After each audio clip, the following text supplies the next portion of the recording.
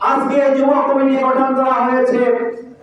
কেন্দ্রের মাঝে কোন ধরনের অবাঞ্ছিত আচরণ, কোন চোখ রাঙানি আমরা সহ্য করব না। আমাদের যুব সমাজ প্রতিটি অন্যায়ের প্রতিরোধ করার জন্য প্রত্যেকটি ভোট কেন্দ্রে দুর্গ করে তুলতে হবে।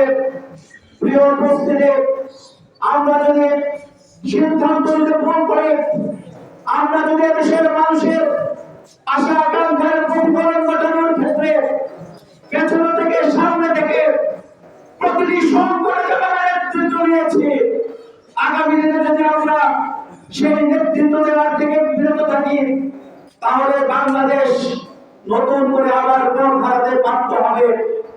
আগামী নির্বাচন জামাত ইসলামী একটি চ্যালেঞ্জিং নির্বাচন। আমরা বিগত সময়ে বিভিন্ন নির্বাচনে অংশগ্রহণ করেছি, সেগুলো ছিল অংশগ্রহণের নির্বাচন। আগামী দিনের যে নির্বাচন, সেই নির্বাচন হচ্ছে বিজয়ের নির্বাচন। আমাদেরকে নিয়ে মানুষ স্বপ্ন দেখতে শুরু করেছে। মানুষের সেই স্বপ্নকে জাগিয়ে তোলার জন্য আজকে যুব সমাজকে ঐক্যবদ্ধভাবে ভূমিকা পালন করতে হবে।